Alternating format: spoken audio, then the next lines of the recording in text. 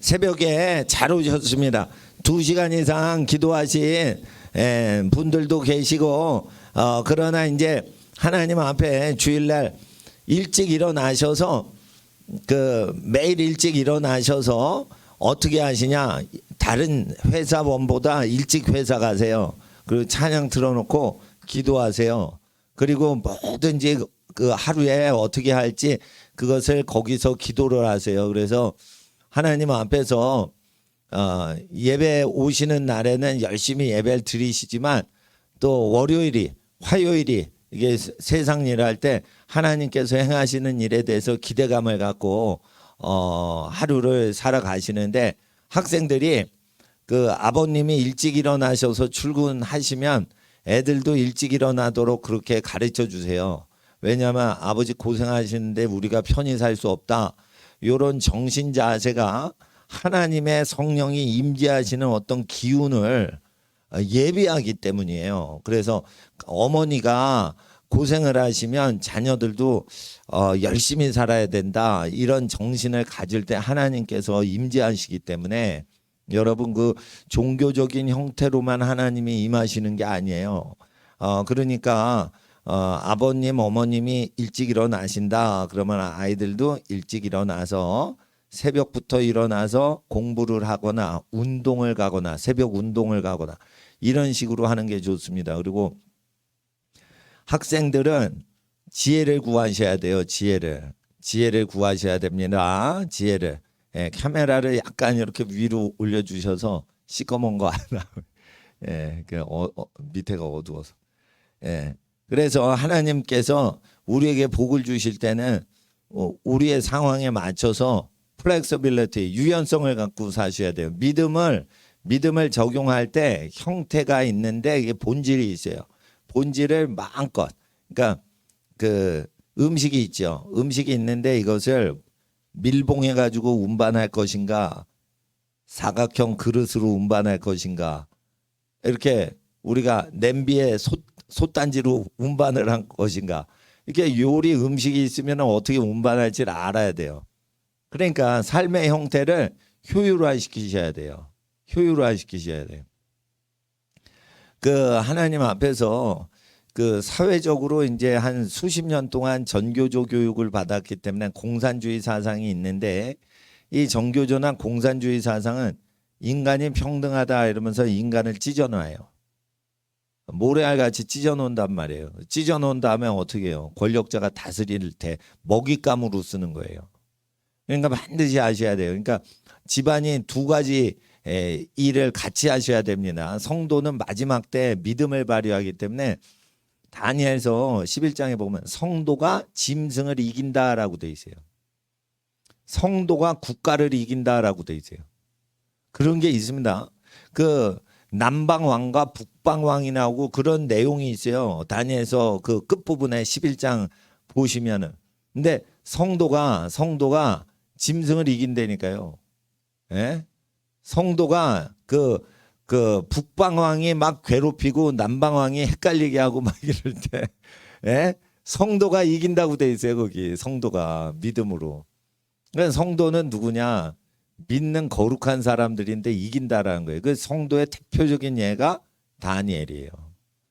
사드락 메삭 아벳느고. 성도의 대표적인 게 에스더예요. 모르드게고. 그래서 성도가 나라를 구하기도 한다라고 돼 있어요. 나라를 건진다는 거예요. 그러니까 국가를 잘 되게 해서 국가를 세우는 게 아니에요. 성도가 잘 살면 되는 거예요. 자, 그러면은 성도는 무엇부터 챙기죠? 자기부터 챙겨요. 자기의 신앙을 강하게 해요. 신앙을 강하게 할 때 어떻게 하냐? 하나님만 의지하고 전부 다 의지하지 않고 단순히 살아요.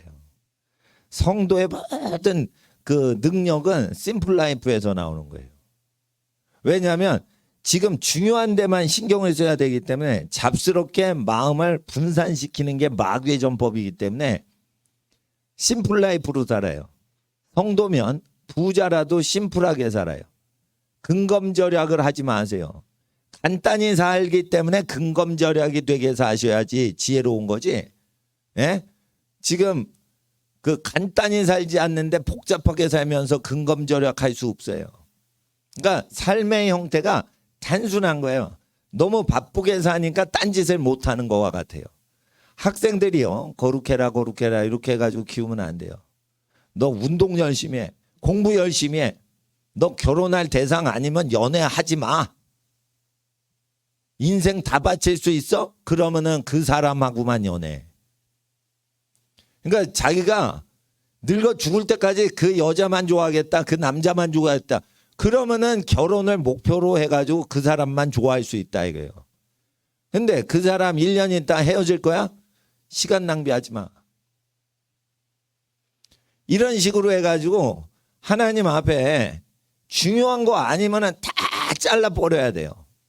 그래야 사람들이 그 사람하고 결혼하고 싶어서 사람 신뢰가 되니까 다 그 사람을 존경하게 된다 이게 젊은이라도.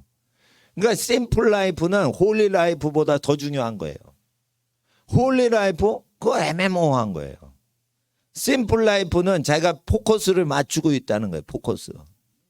예. 성도들은 알아요. 하나님이 자기를 지으셨다는 거. 그러면 지으셨으면 써먹어야 될 거 아니에요, 자기야. 그러면 남자한테는 여자랑 다르게 힘을 주셨어요. 일을 하라는 거예요. 남자는 일이 없으면 우울증이 걸려요. 그러니까 뭐든지 뭘 하고 있어야 돼요.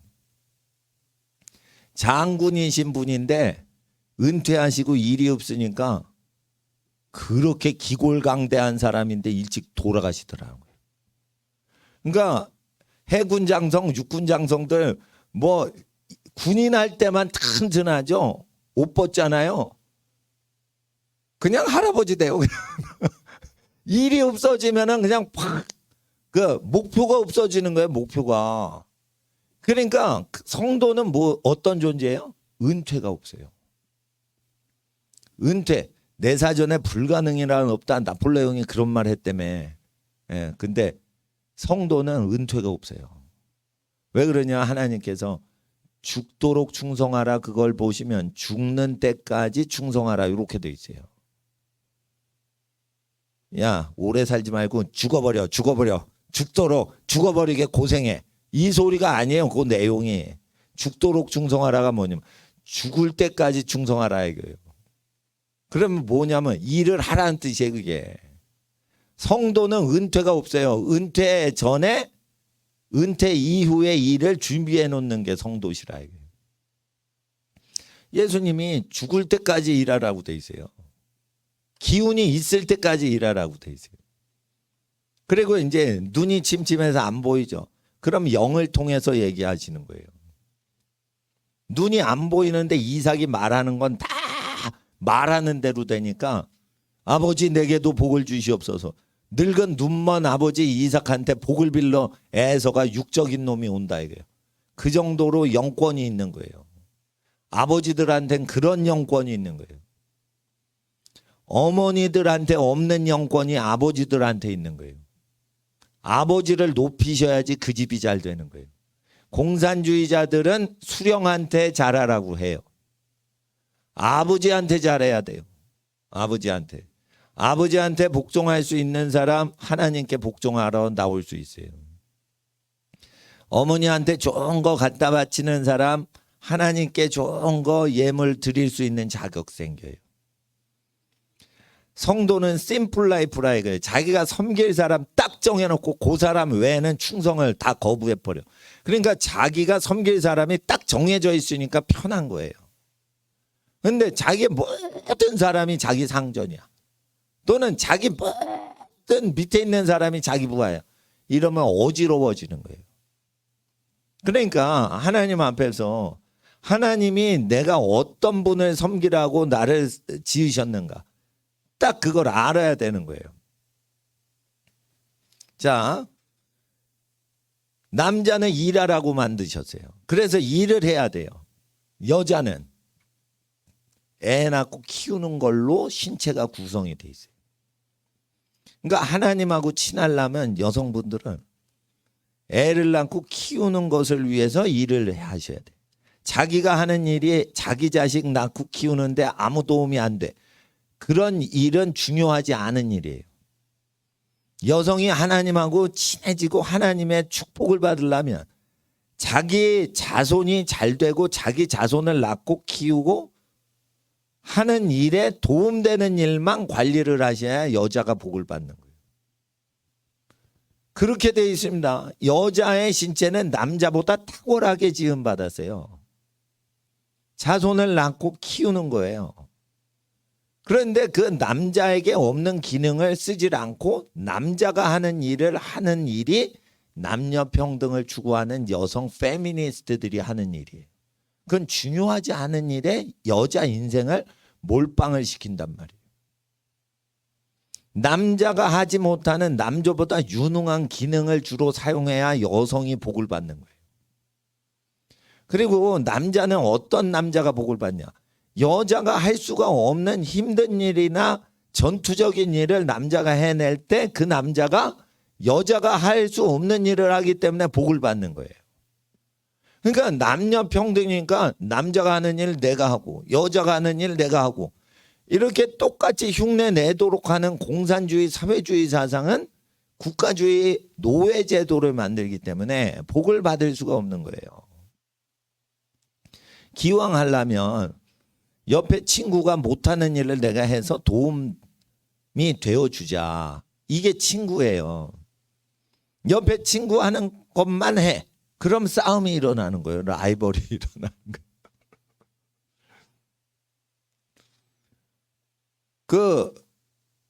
이런 게 있습니다. 친구가 서로 돕고 살자. 근데 이제 서로 혜택 받고 살라고 그래요. 친구가 비빔밥을 시켰어. 그러니까 자기도 비빔밥 시켜. 뭐 이러는 성향이 있죠. 그거 좋아요. 의리 있어서. 근데 친구가 비빔밥 먹고 싶대. 그래서 자기가 비빔밥을 해가지고 같이 나눠 먹어. 그러면 친구가 되는 거예요. 근데 친구가 비빔밥을 시켜. 그러니까 친구가 먹으니까 야, 의리가 있지 같이 먹어야지. 이러고 뺏어 먹어요. 그런 게 그러니까 뭐냐면 똑같은 생활을 하지만은 형태가 다른 거예요. 남녀 평등을 하면은 사회가 분열돼요. 그 현상을 잘 보셔야 돼요. 남자가 무능해서 못하는 걸 여자가 하고 여자가 무능해서 못하는 걸 그 일을 남자가 해줄 때 기능적으로 성격이 안 맞아도 돌아가는 거예요. 그러니까 성격이 똑같을 필요 없습니다. 나보다 더 귀한 존재다 가족들을 그렇게 생각해 주면은 다 높여버리면 되는 거예요. 근데 사람들이 그 지음받은 대로 안 사는 거야. 그러니까 지음받은 대로 안 살면 어떻게 해요? 하나님하고 친해지질 않아. 그러니까 지금은 유니섹스 시대로 들어가기 때문에 옷가게 가도요 남자 옷인지 여자 옷인지 몰라. 써 있는 글씨 보고 알아. 글씨 보고 알아. 여기 여성복 코너입니다. 남성복 코너입니다. 그거 보고 알지. 예, 몰라요. 뭐, 예. 그러니까 점점 남자나 여자나 쓸데없고 그런 인간만 필요하다. 이렇게 되면 복을 못 받는 시대에 진입했다고 아셔야 돼요. 시대를 잘 아셔야 돼요. 그러니까 제가 괜히 설교를 하는 게 아니에요. 그 시대에 맞춰서 제가 지금 하죠. 10년 전 설교랑 달라요. 예. 그러니까 하나님 앞에서 예언의 소리는 뭐냐 이 시대에. 심플 라이프가 홀리 라이프지 심플 라이프를 살지 못하면 거룩하게 살아도 그건 헛방치는 거예요. 그리고 자기가 지음받은 대로 육체를 거룩히 사용할 수 있어야 영적인 생활이지 육체를 하나님의 부르심대로 육체를 활용을 못하면 영이 산 게 아니고 육을 따라 사는 거예요. 육을 정확히 활용을 해야 그게 영에 속한 사람이에요. 영안이 어떤 사람한테 열리는지 제가 말씀드릴게요. 하나님이 보라고 한 것만 보고 하나님이 봐서는 안 된다 하는 거를 안 보는 사람만 영안이 열려요. 야동을 보는 사람이 왜 영안이 열릴 수가 없는지 제가 말씀드리는 거예요. 그러니까 맡아야 될 향기를 맡아야지 영적인 그 후각이 있습니다. 영적인 후각이 있습니다. 그 옛날에 귀신 쫓을 때 제가 한참 20년 전에 귀신 쫓는 사역 많이 할 때는 귀신이 든 사람이 있죠. 그러면 제가 귀신 냄새를 맡아요. 그러니까 귀신 냄새가 어떤 냄새냐면 이게 쓰레기 냄새 같은 게 나요. 근데 그 옆에 사람은 못 맡아요. 근데 나는 그거를 맡아요. 내가 그날 그 사람의 속에 있는 귀신 쫓는 부르심이 있어서 성령님이 이렇게 하시면 귀신 냄새가요, 쓰레기 냄새가 나요. 그 더러운 냄새가 나요.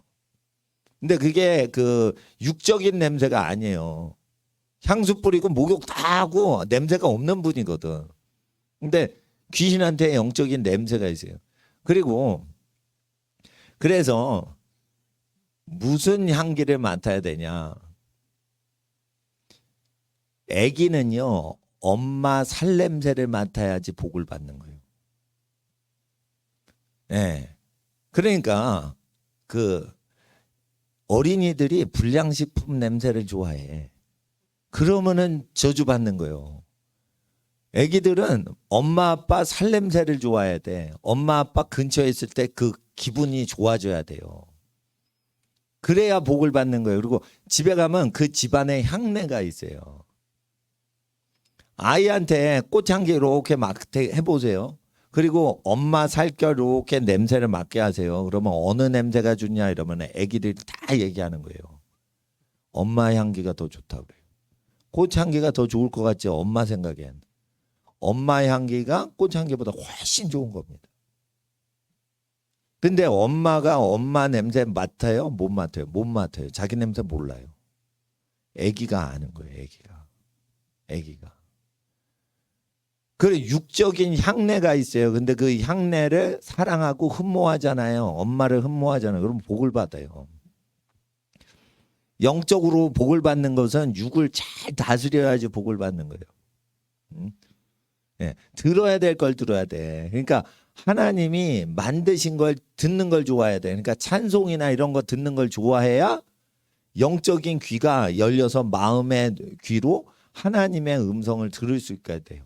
근데 세상적인 K-팝이나 뭐 이런 거 있죠. 이런 것들 자꾸만 들으면 그게 하나님 찬양이나 가족 사랑이나 정의를 구현하자 이런 노래가 아니에요. 거의 불륜관계 얘기하는 거예요. 근데 불륜관계인데 이게 그 청년들의 불륜관계를 얘기하는 겁니다. 요즘은. 그러니까 뭐냐 하면은 그 랩송이나 뭐 이런 거 요즘 스타일의 음악 형태를 쭉 보면 그 가사가 노인네들의 불륜이 아니고 젊은이들이 불륜을 행하는데요. 이게 파트너에 대한 사랑을 얘기하는데 그게 잘 들으시면은 약혼자를 향한 사랑도 아니고 결혼한 신혼부부의 사랑도 아닌 거예요. 그러면은 미래를 완전히 바치는 그런 그 숭고한 지고지순한 청년들의 사랑을 얘기하는 것도 아니에요. 헤어질 운명인데 그날 밤을 하루 즐기자는 내용이에요. 다. 그러면 하룻밤만 즐기고 완전히 떠나갈 사람인데도 그냥 원나이트를 즐기자라는 내용으로 한 90%가 깔려 있어요. 그런 거를 애들이 듣고 다닌다. 전철에서. 그러니까 마귀한테 훈육받고 있는 거예요, 지금. 그러니까 어떻게 해요? 그걸 듣지 말자. 이건 수비적인 신앙이에요. 거룩한 내용을 전파하고 거룩한 음악을 확산시키는 거예요. 나쁜 책 보지 마라. 이것도 있지만 공격이 최선의 방어야. 야, 성경 읽어, 성경. 왜? 아유, 지겹지 않아요, 성경은. 이런 것도 있습니다. 성경으로 다 사회를 깔아버리는 거예요. 그러니까 선물이 있다 그러면 무조건 성경이야. 그냥 다른 거 없어. 성경이야. 그냥 기독교 책을 사서 주는 것도 좋지만 성경을 그냥 주는 게 좋아요. 성경은 권위가 있기 때문에 일반 기독교 서적하고 달라요. 그러니까 참고서로만 기독교 서적을 그 사람한테 특별히 필요한 책이 있다 그러면 그걸 찝어서 주시면 되는데 아니면 이러시면 돼. 책을 읽고 저기 여러분이 얘기해 주시면 돼요.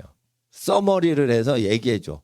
그래서 그 책을 구입해야 될 사람은 구입할 수 있게 도와줘. 근데 구입할 필요가 없어도 그냥 여러분 말 듣고 서머리를 듣고 대충 그 책에 들어가는 말 서문하고 결론 끝에 내용이 있어요. 그리고 중간에 그 과정이 있어요. 그거를 되게 간추려 가지고 얘기를 하시면은 책을 5분 안에 서머리를 해 주시면 돼요. 예.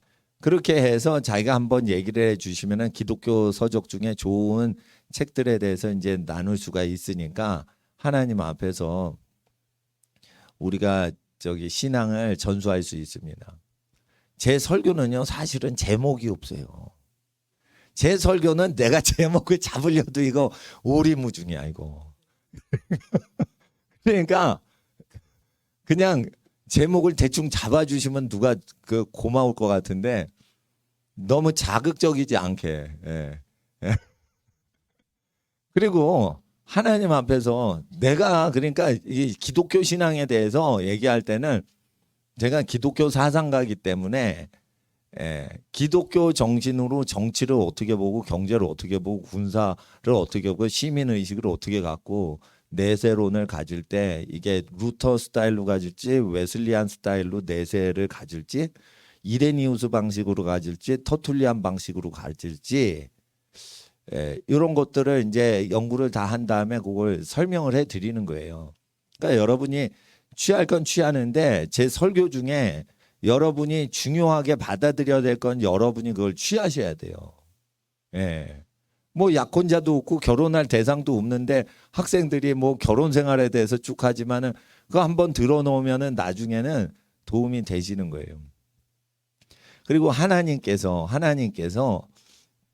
배필을 만나게 해주세요. 배필을 만나게 해주시는데 그 배필을 만날 때도요. 배필을 알아볼 수 있고 알아챌 수 있게끔 준비가 돼야 돼. 그러면은 어떻게 하냐. 모세의 율법을 지키는 사람만 하나님이 선택해 주시는 배필을 만나고 알아볼 수가 있단 말이에요. 그래서 연애를 하지 않고 연애를 참고 자기의 짝꿍을 위해서 자기의 배필을 위해서 절제를 하고 있는 사람만 하나님이 만나게 해주시는 배필을 만나서 감사하고 살 수가 있는 거예요. 그러니까 하나님이 만나게 해주시는 배필을 알아보려면 프랑스 사람들은 계속 동거를 하라고 가르쳐요. 대학생들한테. 동거를 하는 사람은 하나님이 주신 배필을 못 알아먹어요. 이게 영적인 원리입니다. 순결한 사람만 하나님이 주시는 배필을 만날 수가 있어요. 이거는 세상에 받질 못하는 거예요. 받질 못하는 거. 그러니까 하나님 앞에서 부모가 자기 아내만 사랑하고 자기 남편만 존중하고 이런 부모의 모습을 볼 때만 자녀가 자기 배필을 만나기가 좋은 감각을 갖는 거예요. 그러니까 솔직히 말해서 자기 배필이 자기 남편 아내가 참 사랑스럽질 않아. 그래도 자식을 사랑하면은 자기 아내나 남편만 사랑하고 살아야지 자식 사랑이라는 거예요. 그래서 이제 한국 부모님들이 자식 보고 살아요. 그 소리가 자식을 보고 산다는 게 아니라 자기 남편을 니랑 살고 뭐 저 부인하고 사는데 자식 키우느라고 그냥 살아주는 거지 뭐 이런 식으로 하는데 그게 되게 믿음 없는 것 같고 그런 것 같지만 사실은 다른 민족에 비해서 상당히 이게 성경적인 겁니다. 그러니까 한국 민족을 하나님이 쓰시는 거는 자식을 사랑하니까 부부 트러블이 생겨도 그냥 버티고 사는 문화가 있어요. 아니 그 집안 분위기들이 있다니까 실제. 그러니까 맞아도 잘 살고 안 맞아도 잘 살아. 이런 분위기가 약간 있단 말이에요. 결혼을 해보니까 연애 때랑 다르거든. 그래도 그냥 사는 거잖아요. 맞추고 사는 거잖아. 그러면은 이제 그게 자식 사랑하는 건데 사실은 그 자손들이 복을 받는 거예요. 그러니까 결혼을 하니까 안 맞는 거야. 정상적인 그리스도인의 생활이라고 왓츠만니의 책에 뭐 그런 책이 있어요. 근데 오늘 내 설교가 이게 정상적인 그리스도인의 생활이 아닐까 뭐 이런 생각을 해보는데, 근데 제목을 따르게 달아버리면 난 가만히 있어요 그냥. 근데 제목이 중요한 게 아니에요. 그 내용물이 중요한 거예요. 기독교인이다, 교회 다닌다, 그거 중요한 게 아니고 성경 내용대로 그 사람이 생각하고 행동을 하려고 하냐는 거예요. 그러니까 성경 내용에 근접하려고 내용물을 파서 자기 속에 내면에 넣는 게 중요한데, 이게 들어갈 때요, 의식적으로 집어넣을 때는 읽고요, 무의식적으로 집어넣을 때는 들어요. 근데 어느 게 더 많이 들어가냐? 무의식적으로 집어넣는 입력행위인 듣기가 능동적인 입력행위인 읽기보다 더 잘 들어가요. 왜냐하면 예상을 못했는데 예상을 안 하는 내용들이 계속 들리면 그게 쑥쑥 들어가요. 근데 자기가 사고방식으로 연단돼 있고 준비되어 있는 방식대로 집어넣는 능동적인 입력 방식이 읽기예요. 그거는 듣기하고 다르게 반복할 수 있고 자기가 깊이 스며들게 할 수 있는데, 중요한 거는요, 들을 때 싹 들어가요. 읽을 때 들어가는 게 아니에요. 예. 그래서 듣기를 잘 하시면 믿음은 들음에서 나며, 이게 맞는 거예요. 그러니까 성격이 안 맞아. 그러면은 기능적으로 결혼 생활 하시면 돼요. 기능적으로. 그러니까 성격이 안 맞아. 그래도 사는 법이 있어요. 남편을 높이는 거예요, 그냥. 남편을 높이는 거예요. 누구보다 높여? 대통령보다 꼭 높이세요. 대법원장보다 꼭 높이세요. 그러면은 대법원장과 대통령보다 높여야 돼. 그러려면 어떻게 해요? 정치 견해가 있어야지 높일 수가 있는 거예요. 대통령이 뭐 하는데, 저러면은 나라 국민들이 어려울 수 있다. 이렇게 대통령이 한 거 중에 10개 중에 하나 이상은 그 여성이 그걸 얘기하고는, 예? 그것을 카바링 하려면 우리 집안이 잘 돼야지, 정치가 잘못돼도 우리가 바로 설 수 있다. 이래가지고 대통령이 잘못해도 우리는 살 수 있는 거리를 만들어 놓으셔야 대통령보다 남편이 높아져요. 그리고 판결이 잘못 나오는 경우가 많아서 요즘은 서초동에서 변호사님들이 모여가지고 대법원 최종 판결 나온 걸 또 비판하는 모임이 있어요. 그러니까 뭐냐면 판결이 한쪽으로 막 치우치고 막 우리 법 연구에 다니까 파당이 막 깔려가지고 되기 때문에 복골복이요. 그러니까 자기 사상하고 안 맞는 쪽으로 이제 판사가 배당되죠. 그러면 어떻게 해? 불리한 판결이 나오는 거예요, 그냥.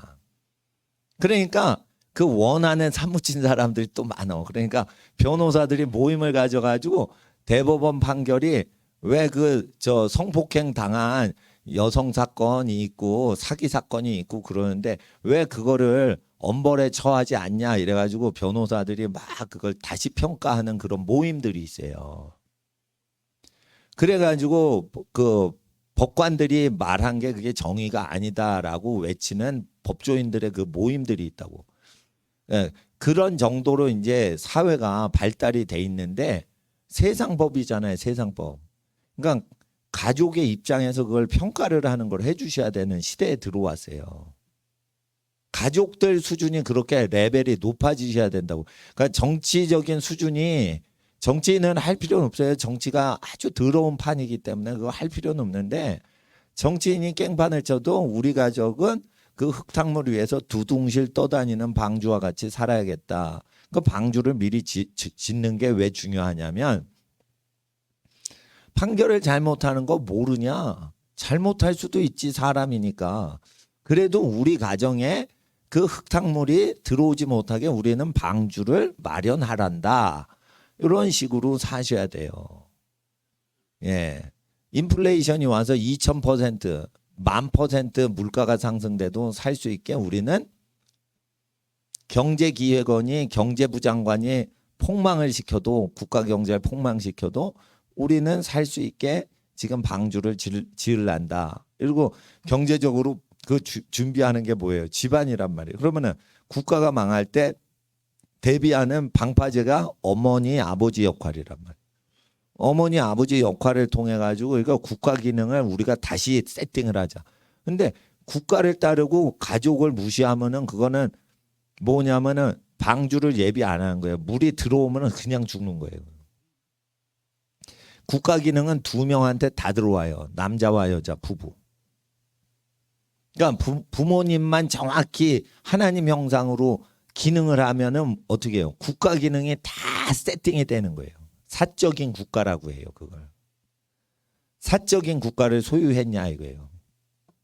국가를 의지합니까? 국가를 의지하시면 안 돼요. 국가를 먹여 살려줘야 돼요. 그러니까 국가가 망할 때를 대비하는 게 가정이요. 국가가 잘 되도록 먹여 살려줘. 국가를 먹여 살려주는 기능이 가정이에요. 가정 때문에 국가가 먹고 사는 거예요. 솔직히 국가가 하는 거 하나도 없어요. 각 가정이 돈을 벌어 세금 내니까 그게 돌아가는 거예요, 시스템이. 예? 저 신호등 사거리 전기불 신호등 빨간불 파란불 노란불 그거 왜 들어와요?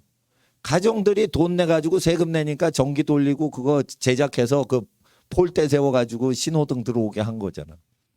그러니까 가정이 잘 살아야지 되는 거예요. 근데 가정은 국가 기능을 흡수를 해야 되는 시대가 됐고요. 지금 교회 기능을 가정이 흡수를 해줘야 돼요. 왜 그러냐면 교회라는 것은 전통적으로 성직자가 직무를 하고 출근을 해가지고 운영하는 어떤 조직체를 보통은 그 교회라고 해요. 근데 성직자가 없는데 가족 식구들이 교회 기능을 인비저블 처치로 해주는 시대가 돼야 박해가 오더라도 신앙이 전파되고 나라를 건질 수가 있는 거예요. 교회라는 속성이 세상 권력자를 견제하고 죄에 대해서 지적을 하고 세상에서 죄를 지어도 괜찮다. 다 그렇고 그렇게 사는 거야 할 때 교회는 죄 지으면은 축복을 잃어버리고 죄 지으면은 쉽게 사는 지혜로운 방법 같지만 그게 망하는 길입니다. 라고 얘기해야 되는데 자꾸만 조직체로 얘기하면 조직체인 교회를 탄압하기 때문에 탄압을 피하기 위해서는 어떻게 해야 돼요? 교회가 지하교회 활동을 해야 돼. 근데 교회가 조직체가 됐는데 지하교회를 하려면 어떻게 돼요? 그걸 들은 성도들이 교회를 얘기하지 말고 생활을 하면서 그걸 얘기를 하는 거예요. 그런데 그걸 얘기할 때 가족의 기준에서 얘기를 하는 거예요. 그리고 여러분 아셔야 돼요.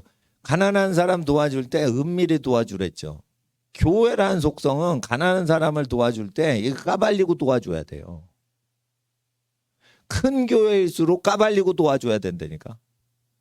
가난한 개척교회는 은밀히 도와줘도 까발리고 도와주는 거랑 별 차이가 안 나요. 그런데 규모가 큰 교회가 생기면 생길수록 가난한 사람이나 착한 일을 할 때 까발려야 돼. 까발리면은 그 교회의 착한 일을 누가 카피를 하냐? 국가 권력자가 카피를 해서 복지하면서 교회 기능을 국가가 하면서 교회는 지워버리고 제거하자. 이렇게 운동이 들어가요. 그러니까 착한 일을 하는 게 교회가 아니란 말이에요. 교회는 복음을 증거하는 게 교회고 교회는 기도하는 게 교회인 거예요. 착한 일은요. 우리가 착한 사람 되잖아요. 그러면 착한 교회를 세울 필요가 없어요. 착한 사람이 사적으로 은밀하게 착한 일을 하면 착한 교회 기능이 다 돼요. 그렇기 때문에 여러분이요. 가난한 사람 돕고 싶어요? 그러면 여러분이 부자가 되시면 돼. 부자가 됐는데 착한 부자가 되시면 돼. 착한 부자는 어떻게 해요? 도와주고 생색을 안 내. 그러니까 은밀하게 도와줘. 그 은밀하게 도와줘야지 자유롭게 도와줘요. 까발리고 도와주죠. 그러면 너도 나도 도와주세요. 여러분한테 달라붙어요. 그러니까 이게 까발리고 도와주면은 즐길 수가 없어. 가난한 사람 은밀히 도와주고 이렇게 평안히 살 수가 없어. 그래서 어떻게 해요? 지혜로운 사람은 어려운 사람 은밀히 도와주는 거예요. 어려운 사람을 도와줄 때 직접 도와줄 때는 또 있어요. 그런데 어느 때는 자기 이름을 밝히지 말고 누구를 부탁해가지고 알지 못하게 도와주게 이렇게 뒤로 돌려가지고 도와주셔야지 그게 하나님의 지혜일 수가 있어요. 그러니까 두 가지 방식으로 다 어려운 사람 도와줄 땐 그렇게 한 번은 직접 도와드리고, 근데 한 번 도와드리면 계속 도와드려야 되는 의무가 생기면 부담스럽죠. 여러분도 생활이 어려운데. 그러니까 어떻게 두 번째 도와드릴 때는 내가 도와준 걸 모르게, 도움 받는 분이 내가 도와준 걸 모르게 도와주란 말이에요. 누구 거쳐서 도와줘. 근데 그 사람한테는 누가 도와줬는지 그 도움이 누구한테서 왔는지 말을 못하게 그렇게 얘기를 부탁을 해 주시라 이게. 그렇게 해가지고 그 도움을 받았을 때 하나님이 도와주셨습니다라고 느낌이 오게끔만 도와주셔서 여러분이 집이 복을 받게 하시라 이게. 그렇잖아요. 예. 그러니까 사람을 도와주더라도 도와준 사람이 복을 받고 이렇게 편하게 지내려면 어떻게? 그렇게 해야 되는 거예요. 그러니까 교회가 어려운 교회 도와주죠. 자꾸만 도와준 교회 홍보를 하면 그것도 부담되는 거예요.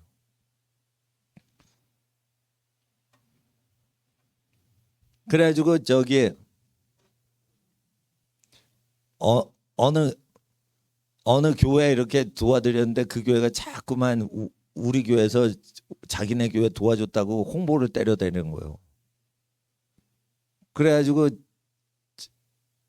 저희 교회 저기 동역하시는 목사님이 자꾸만 그렇게 떠벌리면 못 도와드립니다. 이러니까 그 뒤부터는 얘기를 안 해요.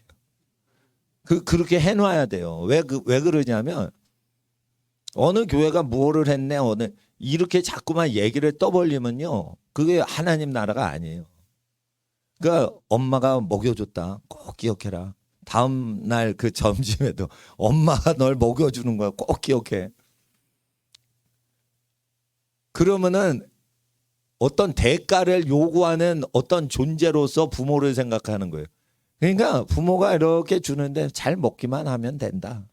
이렇게 편한 마음으로 그냥 먹여주시는 게 엄마의 마음인 거예요. 그러니까 하나님의 사랑은 그냥 인비저블 러브예요. 보이지 않는 사랑인데 항상 존재하는 사랑이에요. 그러니까 생활의 공기와 물과 같이 그렇게 접할 수 있게끔 해주면 되지, 공기를 몇 번 마셨냐 이걸 세고 앉아 있는 것도 웃긴 거고, 물컵을 몇 번을 마셨냐 이것도 웃긴 거란 말이에요. 그런 걸 세는 게 아니란 말이에요. 그래서 하나님 앞에서 그 가정이 교회 기능을 할 수 있으시면서 교회도 운영되셔야 그게 건강한 교회인 거예요. 예. 그리고 국가의 기능을 가정이 할 수가 있어야 돼요. 국가의 기능. 그러니까 보안을 위해서, 국방과 안보를 위해서죠. 근데 사람을 보호할 때 어떻게 해요? 가족들이 보호하는 가족들이 있어요. 막내 여동생이 학원 가. 그러면 오빠가 차로 태워주는 거야. 늦은 밤에 또 막내 여동생 데려오는 거예요. 부모님이 없어도 그 큰 오빠나 큰 누나가 그걸 동생을 데려오는 거예요. 학원 11시 반에 밤중에. 그런 집이 건강한 집 아니에요. 그런 집이 국방부가 필요 없는 집이요. 쉽게 말해. 그런데 그런 집은 그럼 국방부가 필요 없냐? 아니요. 우리가 돈 벌어가지고 국방부 군인들 먹고 살 수 있게 이렇게 다 국방비 낸다 이거예요. 그렇지만 국방 혜택은 안 받아. 왜냐? 큰오빠가 국방의 의무를 지거든. 그러니까 국방 혜택이 아니에요. 그 집이 국방을 의무를 지키거든. 자랑스러운 군인이란 말이에요. 큰오빠가. 이러면서 이제 근데 국방부 혜택을 그럼 받냐? 경찰 혜택 받냐? 아이 경찰관 필요 없습니다. 경찰 호위 필요 없습니다. 우리 가족이면 다 됩니다. 그러면은 그런 가족으로 다 국민을 만들어 놓으면요, 권력자가요 국민을 개돼지로 사육할 수가 없어요. 그러니까 항상 혜택은 주고 혜택은 받지 않는 거예요. 권력과 부로부터. 그렇게 되는 겁니다. 여러분 아셔야 돼요. 왜 부모들이 자녀들을 키워놨는데 자녀끼리 재산 싸움하고 서운해하는지. 판사들보다 부모 판단력이 뒤진다고 생각을 하는 거예요. 애들이 다. 서울대 법대 졸업한 사람들이 판단력이 부모 판단보다 좋다고 생각하는 거예요. 그렇지는 않습니다. 이게 판단은요, 최종적으로 사랑하시는 분이 결정하도록 권한을 드려야 돼요. 전문가 얘기를 듣고 결정하시면 안 돼. 전문가 의견을 다 모아가지고 최종적으로 그 비율이 있어요. 이 사람은 전문가니까 이렇게 하자고 그러고 이 사람은 또 B 파트의 전문가니까 이렇게 하자고 그러는데 누가 결정하냐 그러면 그 멤버들을 가장 사랑하시는 분이 그 배합을 딱 정해야 돼요. 재료를 다 전문가가 줘도요. 그 음식을 조합해서 버무리는 건 그 가족을 먹이려고 가족 사랑하는 어머니 손으로 버무린 다음에 줘야 되는 거예요. 애기한테 이게 뜨거운지 찬지 그거 온도 재는 거 엄마 손으로 온도를 재야 되는 거예요. 온도를 엄마가 딱 잰 다음에 최종적으로 딱 결정권은 사랑하는 사람이 결정해야 되는 거예요. 여러분 아셔야 돼요. 어느 교회 어느 목사님 설교 듣고 어느 교회 다닐지도요. 그 자녀를 가장 사랑하시는 가족분이 결정을 하셔야 되는 거예요. 영적인 분이 결정하시는 게 아니에요. 다 교회들이 영적이지 않은 교회가 어디 있어? 있을 수 있습니다. 근데 육적인 교회가 있을 수 있는데 그 육적인지 영적인데 어느 정도 우리 집에 필요하고 필요 없는 교회인지 그 분별을요. 사랑을 해야지 분별이 되는 거예요. 야, 저긴 방언을 많이 한대. 그런데요. 방언을 1만 마디의 방언을 해도요. 5마디의 예언이 그 집을 더 살릴 수가 있어요. 그러니까 여러분 방언을 다 하기를 원하셔야 돼. 왜? 바울이 우리가 다 방언하기를 원한댔어요. 성경에. 그러니까 방언을 못하면 방언하기를 소원하시면 좋은 마음이지만 방언을 다 못하셔도 괜찮아. 근데 다 방언하기를 소망하고 있으면 괜찮은 거예요. 근데 5마디에 온전한 하나님 말씀 깨우치는 게 못 알아먹는 방언 1만 마디 듣는 것보다 나은 거예요. 그러니까 방언 기도를 하는 건 좋은데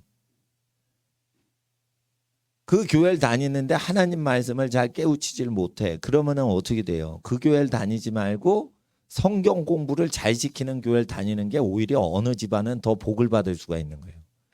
방언을 많이 하지 못하더라도 성경 공부를 잘 시켜서 사고방식을 온전하게 만들어 주는 게 그게 더 복을 받는 길일 수가 있다는 거예요. 그리고 어느 집은요, 성경 공부를 하는 게 중요한 게 아니고 지금 무의식 세계에 너무 상처가 많아. 그거를 치유하려면 방언을 해야 돼요. 방언은 무의식 세계를 치유하는 거르는 기능이 나오는 거예요. 그러니까 내 영이 덕스럽질 않아. 내 영은 내가 알지 못하는 걸 말하는데 내가 모르는 내용을 갖고 있는 게 내 영인데 내 영은 얘기를 하고 있는데 덕스럽지 못한 걸 막 얘기하는 하나님이 보실 때 합당치 못하는 거를 내 영혼, 무의식이 짓거리고 있다는 거예요. 그러니까 방언 기도를 성령을 따라 하면 내 무의식 세계가 하나님이 원하는 내용을 짓거리게 된다 이거예요. 그게 내 영을 덕스럽게 하는 거예요. 그래서 그런 사람은 무의식 세계가 문제가 많은 사람은 영적인 교회를 가서 기도를 많이 해야 무의식 세계가 치유되지 의식 세계가 치료될 필요가 없고 무의식이 망가진 사람들이 있죠. 이게 영이 활성화돼야 돼요. 그러니까 점잖어 신사야 숙녀분이야. 그런데 속이 망가졌어. 그러면은 그런 집안은 방언을 기도하고 신령하고 은사가 많은 데를 다닐 필요가 있어요. 그렇다니까. 근데 사고방식이 망가졌어. 그러면은 방언을 하는 기도가 지금 시급한 게 아니에요. 사고방식을 고쳐야 돼 그건. 뭐 방언을 한다고 되는 게 아니에요. 그 사고방식은 설교를 제대로 들어야 돼. 근데 설교도요 이런 게 있어요. 가난한 교인들만 쫙 있고 서민들이 있는 마을에 있는 교회는 여러분 예수님 믿으시면은요 재정이 많아지고요 생활이 나아집니다. 이런 설교를 하는 거는 나쁜 설교가 아니에요. 다 판자촌에 살고 있는데 예수님 믿으면 생활이 좋아지고 빚이 없어집니다. 이거는 성경적인 거예요 사실은. 근데 부자 동네에서 목회를 하는데 목사님이 예수 믿으면은요 부자 됩니다. 이러면은 큰일 나는 거예요. 부자 돼가지고 하나님 모르고 지옥 가고 있는데 예수 믿으면 부자 됩니다. 이렇게 설교를 하면 안 되는 거지. 부자 동네에서.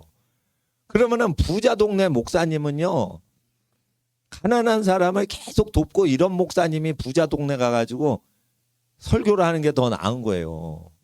근데 사고방식이 이게 망가져 있는데 부자 사고방식으로 근데 하나님 잘 몰라. 그러면은 사고방식을 뜯어 고쳐야 되는데 어떻게 할 거요? 방언을 할 거요? 방언은 두 번째요, 그거. 예수님이 설교할 때 방언해라 이랬어요. 사복음서에 방언하라고 설교하신 적이 없어요. 사고방식을 뜯어 고치려고 오신 거예요, 먼저. 사고방식이 뜯어 고쳐지니까 그 다음에 영을 치유하려고 영적인 거를 얘기하시려고 하신 거예요. 그러니까 사도행전에 영적인 게 많이 나오는 거예요. 그래서 하나님 말씀이 임하시면 양날의 어떤 날성검보다도 더 예리한 하나님의 칼날이 어떻게 해요? 영과 혼이에요. 혼과 영이라고 돼 있어요. 혼과 영이라고 돼 있어요. 순서가. 그러니까 사고방식을 뜯어 고친 다음에 어떻게 양날성검으로 그 다음에 영을 뜯어 고치시는 거예요. 그러니까 혼과 영과 관절과 골수예요. 그러니까 사고방식 먼저 뜯어 고치고 무의식 세계를 뜯어 고치고 그 다음에 관절과 골수라고 해서 육체의 체질을 변화시키고 육체의 병을 고치시는 거예요. 그러니까 순서대로 이렇게 들어가기 때문에 어느 교회가 좋은 교회가 없어요. 자기한테 필요한 교회가 좋은 교회라는 거예요.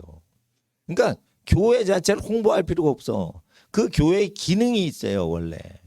옆에 교회하고 경쟁하지 않게끔 원래 지으셨어요. 그래서 A교회 가야 될 사람은 A교회 가고 C교회 가면 안 돼. C교회 갈 사람은 B교회 가면 안 돼. 이렇게 돼 있다고요. 그리고 때가 되면요. 세례 요한한테 설교 듣다가 예수님한테 가야 돼. 때가 되면 내 설교 들을 게 없으면은 딴 교회 가셔도 돼. 근데 자기가 이유식 먹을 단계야. 그러면 이유식을 먹여주는 교회 다녀야지. 갈비 뜯는 교회 가면 안 되는 거예요. 갈비 뜯는 교회가 어딘 줄 알아요? 고난을 당하십시오. 이런 데가 갈비 뜯는 교회예요. 그 장성한 사람들이 다니는 교회예요. 다 버리고 사십시오. 이유식 교회가 어디냐? 여러분 예수 믿으면 부자 됩니다. 예수님 믿고 도박을 끊으면 사업이 잘 됩니다. 이게 이제 이유식 교회예요. 아, 도박을 안 하기만 해도 잘 삽니까? 아, 도박 안 하면 복을 받습니다. 이러면은 이유식이 아니에요. 그건 초유예요, 초유. 예. 그러니까 하나님 앞에서 우리가 나는 선교하세요, 선교하세요. 난 그런 훈련, 난 김중곤 목사님 살아계실 때 나 청년 때 그런 설교 많이 들었어요. 그래서 나 청년 때 선교사로 날 바치면서 초신자도 뭐 막 그냥 예수님을 위해서 인생을 바쳐라 이러면서 막 그렇게 해요. 그러면 예수 전도단 뭐 가도 뭐 그럽니다. 뭐 그리고 CCC를 가도 그러고 뭐 그래요. 근데 예수 믿고 선교사 가는 거 아니에요. 예수님 믿고요. 예수님 말씀 그대로 사는 게 즐거워지게끔 우리를 먼저 만들고 해외 생활하면은 그게 선교사 역할을 기능을 하는 거지. 선교사를 직업으로 가질 필요는 없어요. 특별하신 분은 그렇게 가요. 근데 점점 선교사 비자가 안 나와요. 선교사 비자 받는 거는요. 1000명 선교사 중에 한두 명만 받아요. 그러면은 복음을 증거할 때 어떻게 할까요? 고국에서 후원을 받을까요? 고국이 빨갱이 국가가 되면 어떻게 할까요? 후원도 못 해요. 그러니까 가족들이 비즈니스를 하던데 비즈니스가 안 되는 때를 대비해서 농사도 배워놔야 되고 목수도 배워놔서 자기가 뚝딱뚝딱 다 필요한 대로 할 수 있어야 되는 거예요. 그 인플레이션이 크게 올 때를 대비해서 어떻게 살아야 되죠? 돈으로 살 수가 없는 시대가 와요. 돈으로 물건을 사서 돈으로 경제활동을 할 수가 없을 정도로 인플레이션이 일주일 만에 2000% 오른단 말이에요. 그럼 돈을 버는 속도보다 돈을 소비하는 속도가 2000%나 차이가 나는 거예요. 2000배나 차이가 나버리는 거예요. 그러면 돈을 버는 걸 하지 말고 어떻게 해요? 물물 교환해서 사는 법을 아셔야 되는 거예요. 물물 교환을 지금부터 하고 계셔야 되는 거예요. 어떤 거를 물물 교환하냐? 일회적으로 쓰고 잘 쓰지 않는 물건은 물물 교환해서 공용으로 쓰시는 걸 하셔야 돼요. 그래서 집안에 물품이 없어야 돼요. 저도 이제 어떻게 하냐? 그 애국 집회할 때 그 대한문 덕수궁 앞에서 쓰던 키보드 있어요. 그거 이제 그 개척 목회하시려는 목사님 집안에다 보내드렸어요. 왜 그러냐? 요즘 덕수궁에서 그거 못하게 하거든요. 예. 그러니까 그걸 드리고 뭐 그렇게 합니다. 그러니까 물건이 뭐 남는 게 있지 않도록 그렇게 해야 되고요. 음식은요. 우리 음식이 없어요. 우리 음식이라는 것은 내 거는 내가 먹은 것만 내 음식이고 나머지는 썩기 전에 다 사람들 뱃속으로 집어넣어야지 우리 음식을 잘 치리를 한 거예요. 근데 너무 많이 있는데 그게 묵으면은 오래된 음식은 맛이 없어요. 그러니까 음식의 거룩한 정직이는 많은 사람의 배를 채우는 일을 하는 거예요. 그런데 그 음식이 어려울 수가 있는 거예요. 그러니까 어떻게 해요? 아주 비상식량을 키울 수 있을 만큼 농사 지식도 어느 정도 갖고 있으면서 하나님 앞에서 물건도 유무상통을 해야 되는 거예요. 두 개의 물건이 있으면 하나 나눠야 되는 거예요. 세례 요한이 얘기했죠. 그 물건 두 개 있으면 하나 나누는 거. 그걸 하고 있어야 하나님의 음성 들어요. 하나님의 음성이 육체가 돼서 오셨거든요. 예수님. 예수님 만나려면요. 물건 두 개 있는 거 나눠야 돼요. 그러니까 결혼하기 전엔 자기 옷이 많아요. 근데 결혼했는데 아기를 낳고 그러니까 어떻게 해요? 가족들 옷을 사죠. 그리고 자기는 많이 옷을 사 입질 않죠. 그게 하나님 음성 듣는 분들의 생활인 거예요. 그러니까 하나님 음성 듣는 거는요. 심플 라이프인 거예요. 그러면 어떻게 심플 라이프냐? 애 낳고 키우니까 자기 걸 줄이고 가족 거는 키우잖아요. 그런 정신으로 있을 때만 하나님 음성이 들려요. 그러니까 하나님 음성 듣는 법 해가지고 세미나 많이 합니다. 사실은 돈만 들이는 거예요. 하나님 음성 듣는 거는요. 그냥 부모님들이 그냥 고생하면서 자식 키우는 그 방식을 결혼하기 전에 자기가 미리 습득하는 거예요. 그러면 하나님 음성이 들려요. 자기는 연애할 때 좋죠. 근데 어떻게 해요? 부모님은 연애하는 것보다 좀 그 신경 쓰죠. 예?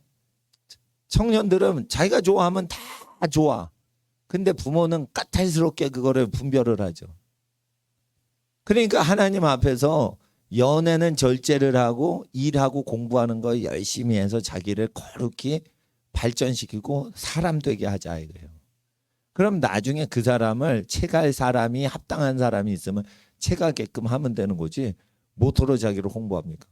그러니까 세상에 할 짓 없는 게 뭐냐면 연애예요. 사랑해보자 이러고 만나는 거예요. 대책이 없는 거예요. 사랑해보자. 사랑하지도 않는데 야 우리가 사랑하지 않으면 안 되지. 사랑해야지 되는 거 아니냐. 예? 사랑이 생기지도 않는데 빵집에서 앉아가지고 서로 사랑해보자 이러면서 대화를 트는 거예요. 할 짓 더럽게 없는 거지. 아니 그 사랑이 안 되는데 굳이 사랑을 만들려고 둘이서 이렇게 티격태격하면서 그걸 싸우고 앉았어요. 그러면서 계속 사람을 바꿔가면서 그 짓 하는 게 대학생활인 경우가 있으면 참으로 지혜가 없는 거예요. 그 대학생들마다 성도들은 그 대학교 생활을 안 하고 책을 공부해요. 이게 대학생의 모습인 거예요. 자기가 모르는 분야를 계속 공부를 해서 사회활동을 할 수 있게 준비가 돼서 경제적인 능력이나 지적인 훈련이 완전히 돼서 모르는 것도 내가 스스로 연구해서 내가 혼자 알아버릴 수 있는 태도가 세팅이 돼야 그 사람하고 연애하고 같이 살 수가 있는 거예요. 근데 그 준비가 안 됐는데 연애질을 하고 앉았어. 그러면은 그 사람한테 어떤 여자가 자기 인생 맡기고 어떤 남자가 자기 가정을 맡겨요. 그러니까 하나님 앞에서 대학생은 대학교 생활을 하면 이 역적인 거예요. 서클 활동을 한다. 거기서 다 타락하는 거예요. 서클 활동. 과에서 활동을 한다. 그러면 그 과를 공부하는 거예요. 예? 음대하면 음악을 전공하는 거예요. 근데 서클 활동한다. 그러면은 뭐 별놈의 학과가 다 섞여 거기. 그러면 서클 활동을 할 때 뭔가 사회봉사를 하냐. 95%는 연애질하는 거예요. 선후배가 시켜먹고 불러대고 야 막걸리 마시는데 심심하니까 나와라. 서클 선배예요. 그러니까 뭐냐면 자기 개발을 하나도 안 시키고 어떻게 놀고 먹다가 3, 4학년 때 복학해가지고 취직하려고 제대해가지고 공부할 때 그때는 서클이고 나발이고 다 때려치는 거예요. 그러면서 그 무능하게 만드는 거예요. 대학교 생활 자체가 사람을 무능하게 한다는 거예요. 저는요 서울대학교 못 갈 학생들 대상으로만 가르쳐요. 서울대, 연대, 고대 이렇게 명문대학교 진학 못할 학생들만 가르친다고 나는 생각해요. 근데 나는 생각을 할 때 서울대, 연대, 고대 나온 학생들보다 훨씬 지혜롭게 만든다고 나는 봐요. 왜 그러냐? 자기 부모한테 잘하죠. 자기를 쳐서요. 자기가 남자면 여자가 못하는 것만 주로 열심히 하고 자기가 여자면 남자가 못하는 것만 자기를 개발시켜 열심히 하죠. 인기가 많고요. 지혜가 생기고요. 복을 받아요. 근데 복이 없는 것들이 꼭 경쟁을 하고 살아. 복이 없으니까 경쟁하고 사는 거예요. 경쟁. 남의 인생을 왜 봅니까? 그 경쟁하려고 하는 거예요. 그거는 게으른 놈한테만 야 너 시기 질투 생기게 야 너 경쟁해 저 이렇게 저렇게 잘해 너 왜 이렇게 못하니 그거 악하고 게으른 놈들한테 촉구하는 게 이게 경쟁이에요. 그러니까 악하고 게으른 놈이니까 경쟁하지. 복을 받은 사람은요 착하고 충성돼요. 착하고 충성되니까 경쟁할 필요가 없어. 복을 받는 사람은 자기하고 경쟁해야 돼. 자기를 죽여야 돼. 자기를 죽여야 돼요. 예? 학생들 잘 들어. 학생들 부모님 들으라고 한 설교를 안 해요. 근데 학생들 설교를 잘 들으면요 어른들이요 자기가 살아가야 될 본분의 내용이에요. 자기가 자기 자식한테 원하는 대로 다 얘기하는데 그 말을 자기가 다 지키면요 그 부모님 성인군자 됩니다. 사실. 그러니까 우리는 어린 아이를 대상으로 목회를 하지만 그게 반면교사인 거예요. 어린이가 우리의 교사인 거예요. 그러니까 나도 어린 학생들한테 쭉 얘기하면서 학생들한테 부끄러움이 없는 목사님이 딱 되면 훌륭한 목사님 되는 거예요. 그러니까 학생들 10시간 하루 자습을 할 수가 없어. 그러면 공부에 재미가 안 붙인 거죠. 공부를 억지로 하죠. 그러면 자기 잠재력이 안 나와요. 공부에 대한 잠재력이 나올 때는 자기 적성이 뭔지를 알려면 자기 개발시키는 게 재미나고 취미가 될 때 그때 자기 잠재력이 개발되지. 열심히 한다 이러면 즐겁게 하는 게 아니에요. 그런 단계에서는 어떻게 되냐? 자기의 영이 개발이 안 되기 때문에 천재적인 재능이 안 나와. 천재적인 재능 갖고 싶어요? 그럼 육을 죽여야 돼. 육을 죽이는 법은 단순해요. 하루 종일 그걸 하라 이거예요. 하루 종일 할 수 있냐 이거예요. 그럼 재미있고 없고가 없어져. 그냥 하루 종일 하고 있어. 여러분 이거 연주를 하는 분도요. 찬양을 연주하는 분도요. 육적으로 그걸 계속 30분을 같은 곡을 치고 있으면 나중에 그 곡에 대한 자기 영혼이 느끼는 해석을 나타내서 자기가 감동대로 찬양을 연주할 수 있는 거지만 처음부터 감동대로 이게 안 된단 말이에요. 그러면 계속 그걸 보고 무의식적으로 손가락이 자동으로 돌아갈 지경으로 계속 돌리는 거예요. 어느 정도 계속 되면은 지휘자가 그 뒤에 감동이 되거나 연주자가 감동이 돼서 그 뒤부터 영적인 연주회가 되는 거지. 육적으로 달쿠달게 계속 연구를 이렇게 안 한 상태에서는 영의 세계에 문이 열리질 않게 돼 있어요. 그러니까 공부하는 것도 10시간 계속 공부를 해야지 되는 거예요. 영이 열리려고 기도를 해요. 육적으로 혓바닥을 굴리란 말이에요. 부르짖어 기도를 하란 말이에요. 소리내서 1시간도 기도를 못하는데 무슨 영성이 개발돼요. 예? 영성 개발 안 돼요. 육체가 굶고 밥을 안 먹었는데 하루 종일 기도를 해내는 사람만 영이 열리는 거예요. 목사님이니까 영이 열린다. 거짓말이에요, 그거. 목사가 시간을 기도에 때려 박아 넣어야 되는 거예요. 아니면 굶든지, 굶으면 힘이 없죠. 힘이 없는데 소리를 지르고 기도를 하든지, 육적으로 에너지를 완전히 소진을 하지 않으면 영이 안 열리게 돼 있어요. 어떤 목사도. 그렇게 돼 있습니다. 영이 열리려면 정상적인 그리스도인의 생활이 돼서 영적으로 가동이 되려면 섬겨야 되지, 섬김 받으면 안 돼요. 그러니까 사장님 하시는 분들은요, 영성 개발을 아주 쥐약이에요. 그러니까 가난할 때 영을 빨리 개발시켜 놓아야 되는 거예요. 나이가 차가지고 중년이 돼서 여러분 성공시키려고 하나님이 다 계획 갖고 계신 거예요. 근데 성공하기 전에 가난한 시절에 영을 개발해 놔야 되는데 영을 개발을 안 해놓은 거예요. 부잣집에 태어난 거예요. 아이고, 재수도 없네 정말.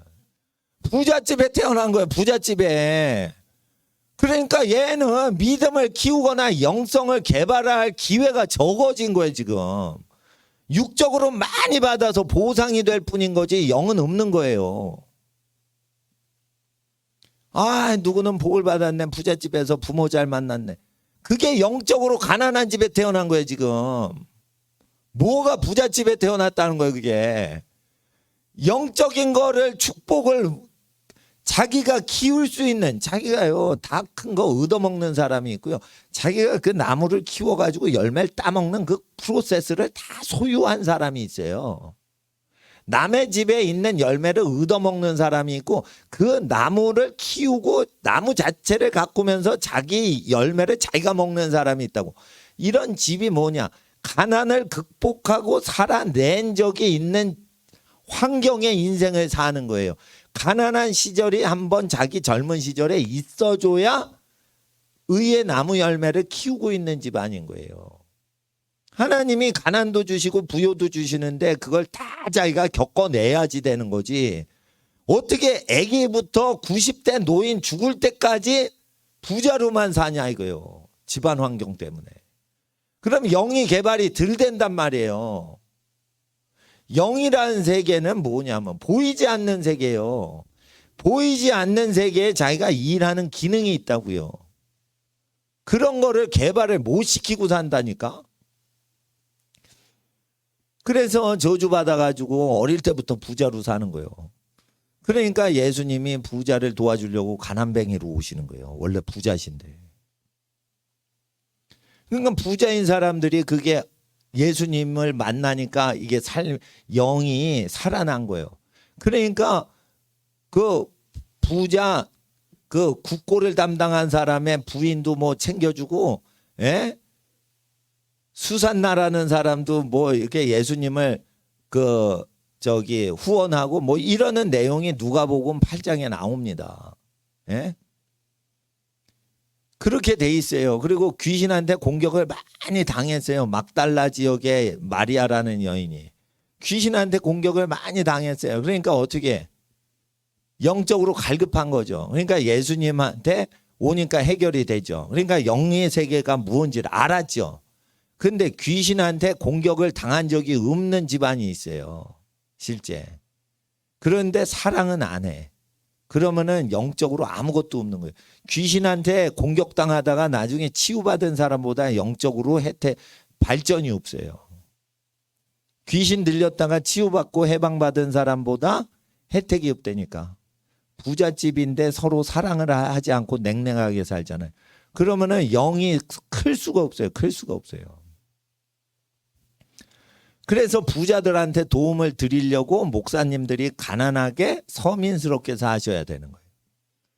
근데 목사님이 부자처럼 살려고 그러고 부자 되려고 그러고 그렇게 되면은 사실은요, 부자한테 도움은 받는데 부자한테는 도움은 안 되고 목사가 그렇게 된단 말이에요. 그러니까 하나님 앞에서 가난을 돌파하셔야 된다니까. 가난할 때는 그러면 어떻게 하느냐. 도움 받지 마세요. 믿음 키우시려면.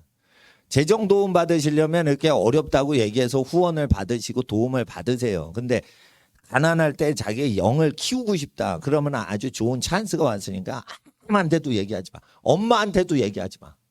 아빠한테도 얘기하지 마. 그러니까 돈이 없을 때 아버지 저 용돈 없어요. 이렇게 얘기하는 어린이는 영역이 없어요. 아버지나 엄마한테 얘기하지 말라니까. 돈 없는 걸 비밀로 하고 하나님께 기도해. 그래서 돈을 받아내야 돼. 하나님으로부터. 그렇게 해야 되는 거예요. 그래야 재물권이 생기는 거예요. 재물권. 아버지 어머니 돈 많으셔. 그러니까 우리 엄마 아빠 돈 많아요. 그러면 영이 크질 않는데 믿음이 크질 않아요. 그러니까 비밀로 해야 돼. 모든 걸 비밀로 해야 돼. 자, 목사가 믿음이 좋아지려면 어떻게 해야 돼요? 교회가 어려워. 그러면 교인한테 교회 어렵습니다. 이렇게 얘기하면 안 돼요.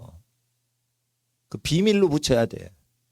교회가 어렵다. 그러면 어려운 티를 하나도 안 내야 돼. 그래야 목사가 믿음이 커지고요. 영적으로 하나님께 복을 받아요. 네가 나만 의지하는구나. 이러고 하나님께서 목사님 도와주신다고. 하나님이 보실 때 목사를 불쌍하게 보시거든요. 하나님은 그렇게 높으신 분이에요. 신령하고 거룩하죠. 그래도 불쌍하게 보신다니까. 예? 예? 그러니까 세상 부자를 다 불쌍하게 보신다는 거예요. 불쌍하게. 아이고 불쌍하다. 저 부자 불쌍하다. 불쌍해가지고 하도 불쌍해 보이니까 예수님이 가난하게 오신 거예요. 부자 측면에선 그렇단 말이에요. 부자를 복 주시려고.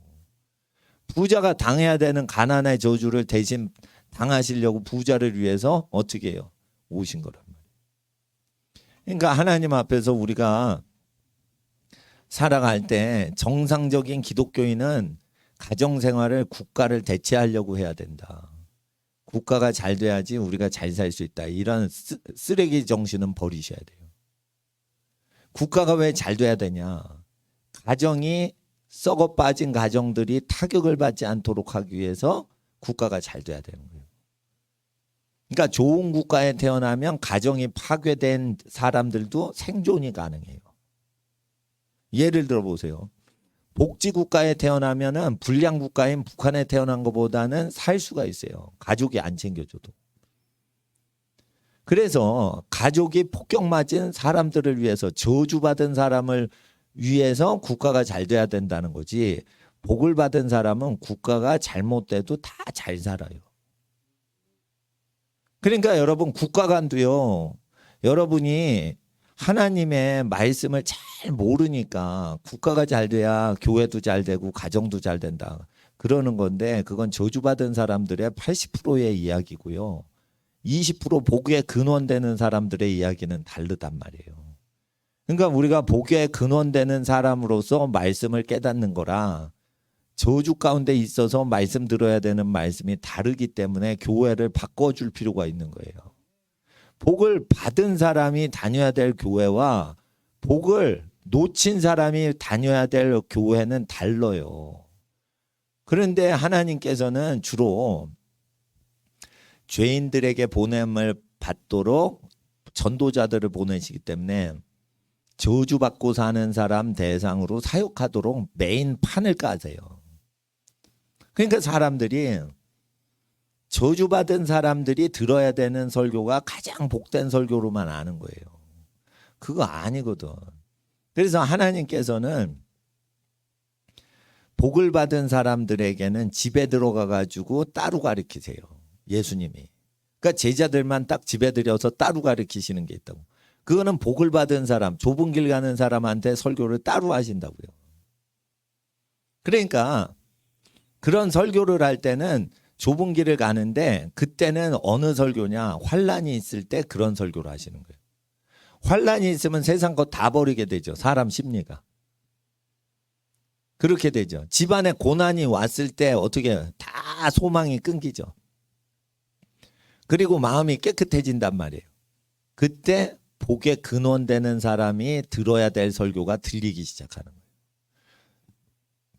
하나님께서 우리에게 그 단계가 있는데 여러 단계별로 하시는 거예요. 그러니까 어느 교회가 좋다 이런 생각을 버리셔야 돼요. 어느 목사님이 어느 목사님보다 더 설교가 더 잘한다 이렇게 목사를 비교한다는 것은 단백질이 칼슘보다 더 중요하다 이따구 식으로 생각을 잘못하시는 영양사랑 똑같은 거예요. 그러니까 하나님 앞에서 제일 좋은 거는 자기가 하나님을 사랑해서 자기가 가장 좋은 인생을 하나님이 펼쳐주실 수 있도록 세팅을 깔아놓는 게 중요한 거예요.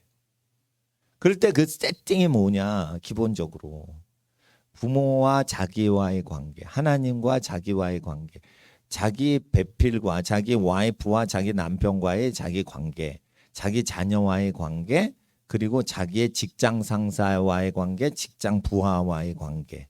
요거를 에베소서 4장, 6장, 4장, 5장, 6장처럼 그 세팅을 해놔야 돼요. 세팅을 해놓고 나서 하나님 앞에서 그 다음에 교회를 고르는 거예요. 그러니까 교회를 고르는 일을 예수님이 사복음서에 안 하셔요. 그러니까 뭐냐, 개인과 하나님과의 관계, 개인과 부모와의 관계, 개인과 자기 배우자와의 관계, 자기의 자녀와의 관계, 자기의 직장 상정과 부하의 관계. 그러니까 생계가 중요하잖아요. 그러니까 돈벌이 하는 상황에서 자기를 돈을 벌게 해주는 사람과의 관계, 자기의 돈을 버는데 자기가 돈을 버는 일을 도와주는 사람과의 관계. 이게 세팅이 돼야 정사건사가 세상과 싸워 이길 수가 있는 거예요. 그러니까 거기에는 국가와의 관계가 없어요. 국가와의 관계가 없다고. 그래서 예수님이 얘기를 하실 때 교회를 설립하고서 설교를 안 하시는 이유를 얘기하셔야 돼요. 예수를 믿는 건 교회 생활 이전의 생활을 설교하시는 거예요, 지금.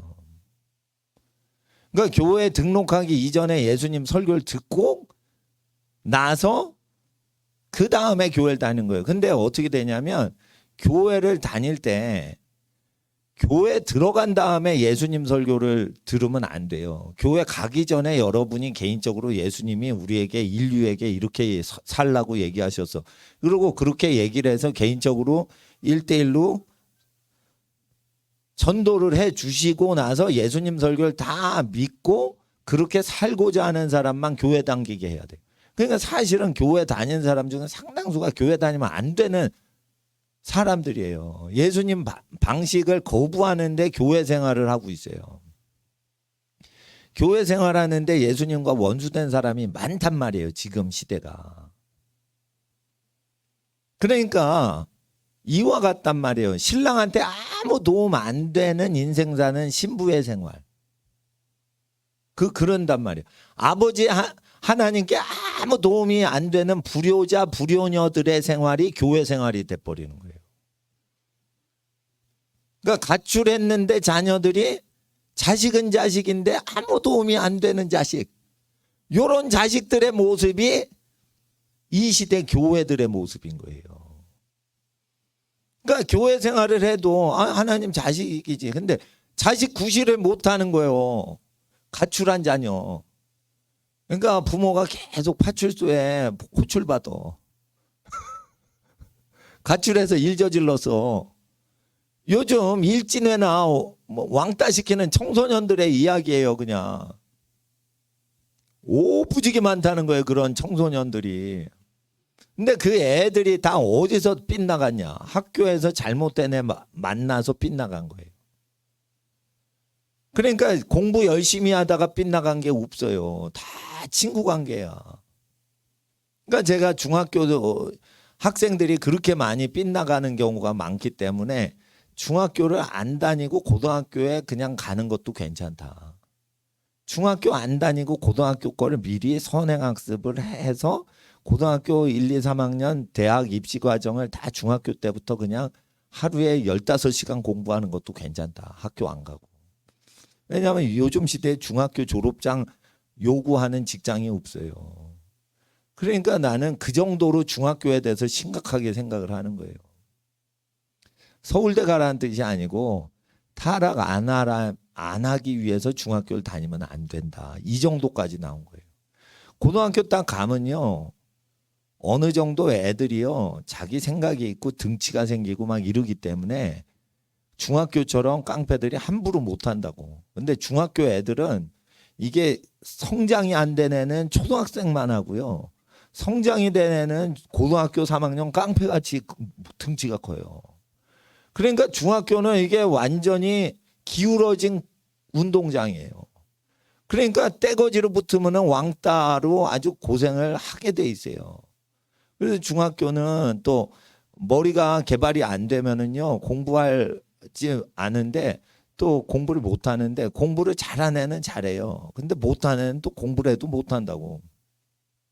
그러니까 정서가 불안할 때가 이제 중학생이 있고 사춘기가 한참 될 때가 중학생이니까 중학생일 때는 아주 아이가 불안정한 상태니까 사회적으로 중학교를 강제적으로 다녀라 할 때는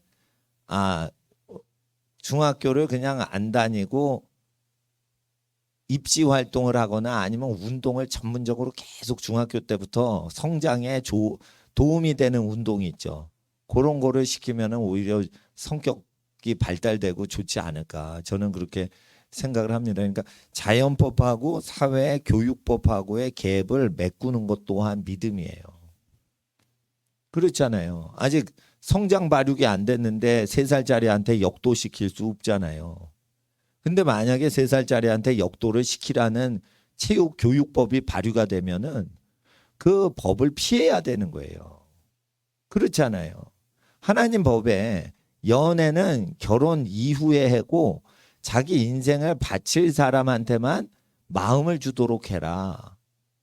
했는데 아무나 다 마음을 주게끔 대학교 문화가 되면 대학교 그 시즌에 입학을 하면 연애를 해서 몸을 더럽힐 가능성이 있으니까 어떻게 해요? 대학을 일찍 가는 것도 한 방법이라고 전 생각을 하는 거예요. 예? 나는 그렇게 생각합니다. 내가 대학을 다시 다니면은 또 제 나이에 안 가고요. 나는 4년 일찍 대학을 가고 싶어. 그래서 미리 다 공부를 할 것 같아.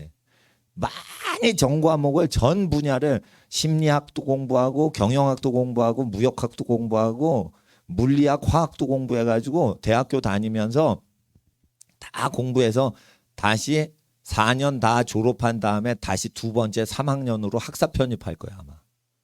더 배우고 싶은 거. 그러니까 많이 배운 다음에 자기 분야가 뭔지를 알아 자기 전공을 고르는 거지. 교육이 틀려 먹었어요. 알지도 못하는데 전공 정하래. 대학교를 다 전공을 한 다음에 그중에 전 과목을 다 사회 분야를 공부한 다음에 그다음에 그중에 자기가 다 공부를 했는데 더 공부하고 싶은 걸 공부하는 거지. 근데 사회가 고등적으로 발전이 됐기 때문에 고등학교 과정으로는 사회를 살아갈 수가 없어요. 그러면 대학교에 전 학과를 다 공부를 해야 되는 시대가 왔다고 제가 예언의 말씀을 선포를 했는데 대학교 전 학과를 다 공부를 안 한단 말이에요. 대학생들이. 그 연애질을 한단 말이에요. 다 공부를 해야 돼요. 제가 말씀드린 거예요. 경제학을 공부하면 안 돼. 경영학을 공부하면요. 회계도 공부하죠. 무역도 공부하죠. 국제금융도 공부하죠. 경제학도 공부하죠.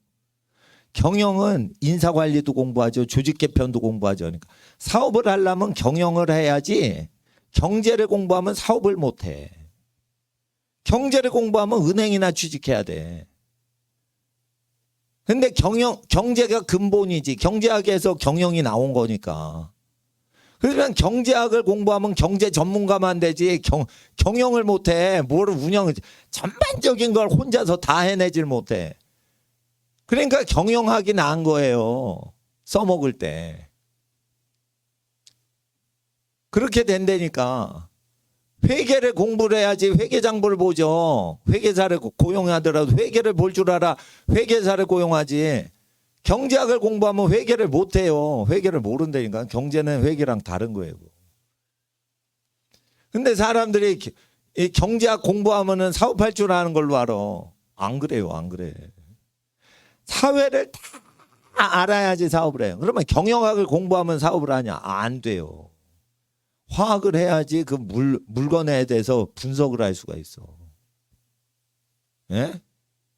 과학을 공부한 기초적으로 저기 그 모든 분야를 아는 사람이 사업을 하지, 판단력이 온전한 사람은 그 경영학을 했다고 판단을 해요, 못해요? 못한다니까. 경영학을 해도 아무것도 못해요, 그렇다고. 그러니까 하나님 앞에서 지금 모든 분야를 다 알려면은 학위를 따려고 애를 쓰시면 안 되고요. 교육을 할 때 모든 분야를 실질적으로 네가 알고 있냐는 거예요. 알고 있냐는 거. 음대를 안 나와서도 정명훈 씨가 어렵게 음악 이론 얘기하는데 대충 그걸 대충 알아들을 수 있냐 이거예요. 그 정도로 이론하고 실기가 어느 정도 장착이 돼 있어야지 문화나 예술 활동을 할 때 사람들하고 깊이 교제를 할 수 있는데, 과연 네가 사람들하고 깊이 교제를 할 수 있게 문화나 예술이나 문학에 대해 그걸 완전히 기초적으로 음악 지식을 알고 있냐는 거예요. 음악을 공부한다고 되냐 이거예요. 심리가 안정이 돼 있고 성격이 평안하고 좋은 성격을 가져야 음악도 정확하게 되는 거지. 음악이 얼마나 심오한 건데 음악 공부했다고 음악을 알아요? 사람 자체가 온전한 사람만 음악을 정확히 분석하고 그런 건데.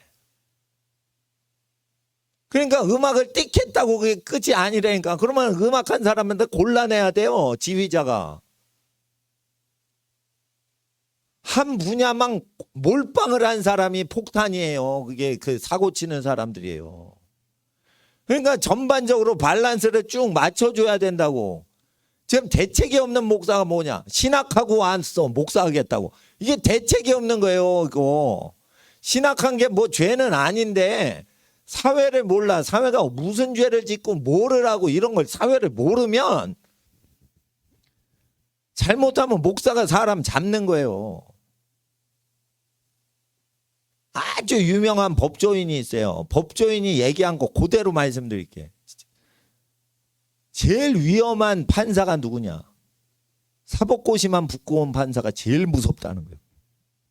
사회에 대해서 아무것도 모르는데, 사회에서 벌어진 사건 사고가 들어오는 건데 사회에 대해서는 아무것도 모르고 법전, 육법전서 외우고 판사하려고 앉아있는 판사처럼 위험한 판사가 없다는 거예요. 그래서 사법고시 1등 했다고 판사시키면 큰일 난다는 거예요. 이게 수석을 하고 막 이런 판사들이 얘기를 하는 거예요. 근데 이게 불량 판사들은 공부 잘하는 사람들 판사시키자 이런 얘기를 한다는 거예요. 큰일 난다는 거예요. 사회가 어떻게 악으로 돌아가는지 그걸 모르면 다 속는다는 거예요. 판사는 죄인들한테 다 속아 넘어가 사기당하는 거예요. 사람의 영성이 있어야지 딱 보고 여기 거짓말장이고 이상한 기운이 흐른다. 이거 영을 감지해서 증거가 없어도 이게 의심이 딱 돼가지고 딱 집어낼 수 있어야 되는데 증거만 찾아. 그러면 속는 거예요. 증거만 찾는 사람들 속이는 게 얼마나 쉬워요. 예? 40년 사기꾼 한 사람한테 20년 법전 한 사람이 속는다니까. 그렇게 되는 거예요. 그러니까 아주 위험한 사회가 되는 거예요. 그러니까 우리가 신앙생활 할 때는 신앙이란 무엇이냐? 예언의 말씀을 따라서 준비하는 게 신앙인 거예요. 그럼 국가가 망가질 때 국가가 잘 돼야지 우리가 살아요? 우리가 왜 애국운동을 해요? 자기 혼자 살아갈 수가 없고 가족이 가족 구실을 못하고 그런 사람들을 위해서 애국운동하지. 나라 망해보세요. 나 살 거 다 살아요. 뭐 챙겨놨다는 뜻이 아니에요. 국가랑 나하고는 상관이 없어요. 나하고 국가의 관계는 건강보험료 내라고 국가에서 관공서에서 뭐 통지서 내면 돈 내라고 할 때만 난 관청 가가지고 돈만 내는 거예요. 관청한테 나 아무 혜택이 없는 사람이에요. 그러니까 혜택을 받은 적이 없으니까 나는 국가가 사라지고, 심지어 국가 체제가 전복이 돼서 다른 시스템이 돼도 서민들은요 그렇게 다르게 살지 않습니다. 기득권자들이 다르게 살아야 되고 위급해지는 거지. 농사 짓는 사람이요 빨갱이 세상 돼도 그냥 농사 짓고 사는 거예요. 그냥 그냥 망치질하는 사람 공산당이 와도요 망치질하고 그냥 살면 똑같이 사는 거예요, 여러분. 그래서 어느 사회가 되더라도 적응을 할 수 있도록 하기 위해서 예수님께서는 가난하게 살면 짐이 없고 편하다라고 된 거예요. 예? 수고하고 무거운 짐을 지고 사니까 그렇게 살지 말고 편안하게 사는 법은 그냥 서민들과 함께 울고 웃고 살면서 그렇게 사는 게 편한 거다라고 얘기를 해 주시는데, 실제 사신 분들 얘기가 가난한 사람들하고 벗을 지내면서 그렇게 살 수 있을 정도로 지낼 수 있냐 이거예요. 그리고 부자들을 불쌍히 볼 만큼 사랑을 받고 자랐냐 이거예요. 엄마 아빠 사랑 충분히 받고 살죠. 그러면은 어떻게 해요? 더 부자로 살 필요가 없습니다. 더 부자로 살자는 다 부담돼요. 그거 다 짐이야, 다 짐이야. 그러니까 하나님 앞에서 우리가 살아갈 때는 우리가 전체적으로 고루고루 소금 뿌리듯이 그렇게 살아야 돼. 그러니까 하나님 말씀을요 어느 쪽으로 몰빵을 시키지 마세요. 방언을 한다, 거기에 인생 다 걸지 마세요. 병 고친다, 거기에 다 100% 신앙을 걸면 안 돼. 그거는 환자가 많을 때 필요한 거예요. 근데 지금은 환자가 왜 많은 줄 알아요? 욕심이 많고 잘 먹고 잘 사니까 환자가 많은 거예요. 요즘 우리나라에 영양실조로 죽어가는 사람이 많지는 않아요. 영양실조로 죽어가면 그거는 가족의 문제인 거지 그 사람이 음식이 없어서 문제가 있는 게 아닙니다.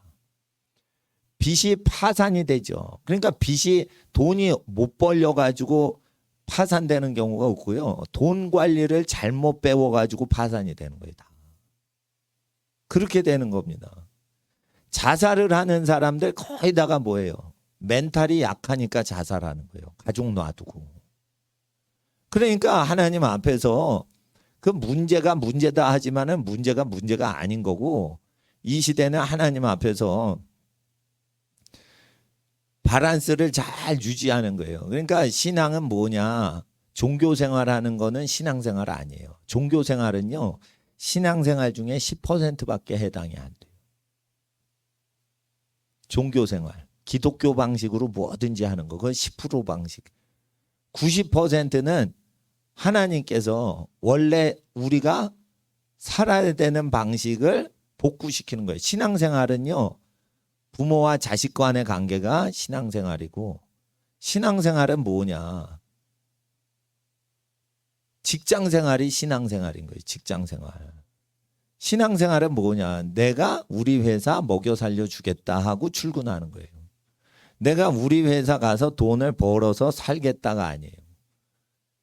자, 제가 교회 왜 와요? 교회를 살리려고 출근을 하는 거지 교회에서 뭘 얻어먹으려고 하는 게 아니에요. 네? 그러니까 신앙생활은 뭐냐? 목사가 교회에서 혜택 받으려고 하는 게 아니고 교회 가서 뭔가 교회에 기여해서 성도님들한테 도움을 드리려고 교회 간다. 이게 교회 출근하는 목사의 모습이고, 회사원은 회사 가서 회사를 살리려고 간다. 저 회사 나 없으면은 큰일 난다. 이런 존재로 내가 컸는가? 이렇게 생각을 하셔야 돼요. 그러니까 공부를 해도 어떻게 해요? 내가 가면은 그 회사에서 대체 불가능한 존재가 돼야 된다. 그래야 버림받지 않는다. 버림받지 않으려면 대체 불가능한 임재가 돼야 된다. 그러려면은 내가 하나님 앞에 하나님 형상이 돼야 되는데, 하나님은 성격이 전능하시다. 못하시는 게 없다. 그러면은 안 하는 건 있어도 내가 할 수 있는 건 다 할 수 있어야지 사람보다 유능해야 된다. 하나님 형상은 유능하다. 이렇게 아셔야 돼요. 내가 주 안에서 능치 못한 일이 없다. 이렇게 생각을 해야 하나님 형상인 거예요. 자기 전공을 한다. 내가 전문가다. 안 돼요. 그렇게 살면 안 돼요. 자기 전문가죠. 전문가 좋아요. 근데 다른 것도 해내야 돼요. 그렇게 해야 됩니다. 청소부 아니라고 청소 안 할 거예요? 집에서 청소해야지. 세탁 공장 사장님 아니라도 세탁을 해야지, 집에서. 그러니까 하나님 앞에서 우리는 농사를 안 지어도 농사법을 알아야 되고, 집을 안 지어도 집을 지을 수 있는 지식을 다 갖고 있는 상태에서 집을 거래하셔야 돼요. 자기 아파트 매매를 한다, 뭐를 한다 이럴 때. 그리고 유대인들이 하는 것을 카피를 하시면 좋아요. 애를 일단 많이 낳아요. 대책 없이. 대책 없이 애를 많이 낳아. 그리고 유대인들은 어떻게 해요? 아파트를 사, 그냥 밭을 사. 그 다음에 어떻게 해? 집을 지어버려 자기가. 집을 지으면은 애기 10명 거기서 키워요. 그리고 부동산은 팔어 안 팔어? 안 팔어. 팔 바에는 애를 더 낳자. 이러고 애를 더 낳아서 걷다 심어 넣어 그냥. 이게 계속 확장을 하는 거야. 팽창 정책이야. 인구 팽창 정책이야. 그러니까 아랍 사람이 못 이기는 거예요. 팔레스타인 사람이 거기 원래 이스라엘 땅에 살지 않았어요. 팔레스타인이 살던 사람들이 살던 마을은 9마을이었고 53개 마을이 유대인 마을이었어요. 그래서 이스라엘이 건국된 거예요. 근데 팔레스타인 사람들이 원래 텔아비브, 예루살렘, 팔레스타인 거다 하는데 거짓말이고. 내일 기자 인터뷰합니다. 이스라엘 대사관 앞에서 오후 2시에. 팔레스타인 해방되고 이스라엘 건국할 때 53개 마을이 유대인 마을이었고 9개 마을만 아랍 사람 살던 마을이었어요. 아랍인들이 원래 그 땅에 원래 없었기 때문에 영국이 그걸 이스라엘로 건국시켜 준 거예요. 그거. 근데 사람들이 그거를 거짓말을 하니까 그 데이터를 읽지를 않으니까 팔레스타인 땅이었는데 이스라엘이 들어와가지고 자기 땅이었다 주장한다는 거짓말을 믿는 거예요. 원래 53개 마을이 유대인 마을이었고 9개 마을만 아랍 사람들만 살던 동네예요. 거기가. 유대인들이 그 동네를 떠난 적이 없어요. 오스만 투르크 제국 때도 그 마을을 안 떠났다니까 유대인들이 이스라엘 땅을. 근데 이제 유대인들이 외국에서 많이 사니까 들어오니까 이제 인구가 많아지긴 했어도 원래 시작할 때 그게 땅이 원래 유대인들이 땅을 버리질 않은 거예요. 그래서 국가는 세우지는 않았지만 땅을 딱 싸면은 그걸 버리질 않는다고 이 사람들이 애를 낳고. 그러니까 밀어버린 거예요. 그냥 6.1 전쟁 하니까 그냥 다 요르단에 튀어 도망갈 때 그럼 못 들어오게 하는 거예요. 그러니까 이게 맷집이 있어야 돼. 근데 왜 부동산을 자손한테 물려주지 않냐? 부동산 왜 팔아먹냐? 빚을 졌잖아요. 빚을 10억짜리 빚을 져서 20억짜리 사업을 했잖아. 10억을 돈 벌어서 갚을 수는 없어요. 그러니까 팔아먹어가지고 남은 차액으로 갚지. 그러니까 빚을 지는 습관 때문에 주택 문제가 생기는 거예요. 그러니까 무슨 일을 하더라도 현찰이 들어올 수 있도록 하는 업을 지켜야 되는데 현찰이 들어오는 업은요 다 노동을 해야 돼요. 노동하기 싫고 쉽게 남 부려먹어가지고 돈 벌려니까 빚을 지잖아요. 사업가들이. 그러니까 사업을 하시는 분마다 제 설교를 들으셔야 되는 거예요. 빚을 지을 수밖에 없어요. 사업을 하면. 빚을 지지 않으려면 현찰을 받아내는 식으로 해야 되는데 그건 현장에서 자기가 몸을 때워야지 현찰이 자기 손에 들어오는 거예요. 근데 노동을 하기 싫어하니까 현장에서 현찰이 안 들어오고 빚을 져가지고 사업 키우는 거지. 그러면은 어떻게 되냐? 생육하고 번성을 못해요. 그러니까 하나님 앞에서 지금 시대는 자본가이면서 자본가 되고 싶으세요? 그러면 노동자가 되셔야 돼요. 노동자가 되셔야 되는 거예요. 노동자. 자본가가 노동을 안 하면서 어떻게 그걸 사회를 장악해요? 자본가가 노동을 안 하면서 자본을 얻으려고 그래요. 그러면 정치인이요 훅 하고 불면 날아가요. 자본가. 권력자가 뜯어먹는 희생양이 뭐예요? 자본가라는 희생양을 뜯어먹는 거예요. 권력자들은. 돈이 많으면 뜯길 대상으로 딱 낙인 찍히는 거예요. 그러면은 그 자기가 노동자를 해야지. 예? 노동자를 해야지. 노동자들이 폭동해봐요. 난 못 죽여요. 내가 노동자들 부끄럽게 할 만큼 온전히 살았기 때문에 노동자들이 딱 오면은 부끄럽게 딱 할 거리가 딱 있기 때문에 노동자들이 나 욕 못합니다. 자본가들이 나 욕 못하게 난 그렇게 살아요. 그러니까 난 준비가 딱 된 거야. 공산주의자가 공산사회가 딱 돼도 난 노동자들의 본이 딱 되는 거예요. 예? 자본주의 사회가 돼도 나는 자본이 어떻게 건강하게 유지되는지 제가 말씀드리면, 그거는 크리스찬들은 수표나 어음이나 크레딧 카드를 쓰시면 안 돼요. 크리스찬은 물건이 오고 갈 때 현찰로만 해야 돼요. 원래 그게 성경적인 거래 방식이에요. 근데 현찰을 쓰면은 세금을 많이 걷어가기가 불편해지니까 사회가 자꾸만 수표, 어음, 크레딧 카드만 쓰라고 가리켜요. 버스 탈 때도 카드를 찍어야지 할인해주고 현찰 쓰면 할인이 없어요. 이렇게 하면서 개돼지 훈련을 시키는 거예요. 그러니까 하나님 앞에서 어떻게 우리가 생활 전반으로 온전하게 살아가야 되는지, 이것이 크리스찬의 삶의 모습이요, 이것이 우리 신앙을 유지할 수가 있는 것입니다. 성격이 남편하고 아내가 안 맞아요. 그러면 어떻게 해요? 남녀 유별을 해가지고 멀리 뛰세요. 그리고 율법에 따라서 어떻게 해요? 동침을 할 때는, 예? 여인이 생리를 할 때는 가까이 동침하지 말랬죠. 부인이 생리를 할 때는 부인하고 같이 자면 안 된다고 했죠. 그 날짜 계산을 다 하니까 15일이 같이 잠을 자면 안 돼. 부인하고 원래 맨날 잠을 같이 잘 필요가 없다고 돼 있어요. 15일 동안은 여자는 편히 쉬게끔 혼자 지내게 돼 있게끔 창조가 된 걸로 그렇게 돼 있습니다. 여기. 그러니까 유대인들은 이걸 지켜요. 이걸 지킨단 말이에요. 그러면 뭔가 혜택이 있다라고 얘기를 합니다. 그게. 갱년기가 오질 않는데요. 갱년기에 자기 배필을 지긋지긋 여기는 그런 실증이 안 나온다는 거예요. 안 생긴다는 거예요. 그걸 지키니까. 그 정통 유대인들은 갱년기를 맞이하지 않는다고 크리스찬들한테 우리 유대인이 기독교인들보다 우월하다라고 얘기할 때 랍비들이 그 얘기를 한다.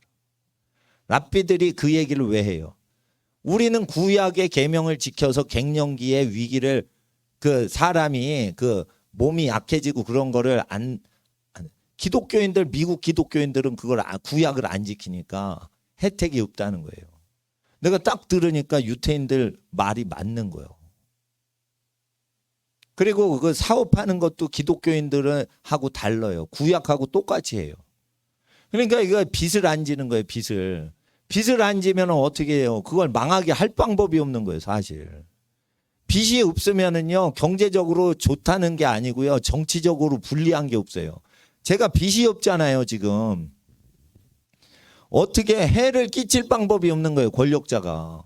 남의 돈을 갖고 하면은 뺏을 수가 있어요. 정치인이. 근데 남의 돈에 신세를 지지 않은 사람 건 뺏을 방법이 없어요. 월세 보증금 들어가죠. 그거 건물주한테 들어가기 때문에 건물주 걸 뺏을 수가 없어요. 우리 교회 돈인데도. 교회가 빚이 없으니까 건물주한테 월세 보증금, 월세살이를 하더라도 그거 뺏기지가 않아요. 그러니까 빚이 없다는 것은 정치적으로 갑의 위치에 올라가는 거예요. 그런데 빚을 지고 살아가요. 그러니까 정치적으로 머리 대거나 갑의 위치에 올라갈 수가 없는 거예요. 하나님이 올려줄 수가 없게끔 우리가 행태를 했다는 거예요. 그래서 가난할 때 빚지지 말고 버티시라는 얘기를 왜 하냐? 여러분 집에 권력이 오고 있기 때문이에요. 세상 권력 누구한테 맡기시겠어요? 악인한테 맡기기가 싫다라고 하나님은 얘기하고 계시는 거예요. 누구한테 맡기겠어요? 간음을 했던 다윗이라도 악한 놈보다 덜 악하면은 맡기는 거예요. 여러분, 이게 성인군자가 돼서 뭐 권력을 맡겨주신다, 이게 아닙니다. 권력은 딴 게 아니에요. 정치 권력만 얘기하는 게 아니에요. 어디 가든지 그 사람의 뜻대로 운영이 되게끔 하는 권위 제도를 얘기하는 거예요. 권위가 그 사람 중심으로 다 잡힌다고 돼 있어요. 권위는 권위로서 사람을 권위에 붙이지 않아요. 권위는 사람에게만 내려요. 그래서 사람 기준으로 권위가 다 재편되도록 돼 있기 때문에 하나님은 그 권위의 중심 인물을 어떤 사람으로 세우고자 하는가라고 하실 때 밝히 드러내시고 인류와 약속하신 거예요. 그거를 지키면은 복을 받고 지키지 않으면 혜택을 못 받는 게 신앙생활인 거예요.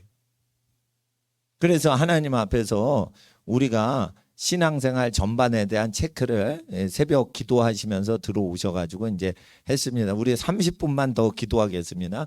30분 더 기도할 때 일주일 동안 기도하실 거 미리 다 기도하는데 뒤에 불을 꺼주시면 고맙겠습니다. 30분 동안 하나님, 내가 국가를 의지하고 살아왔습니다.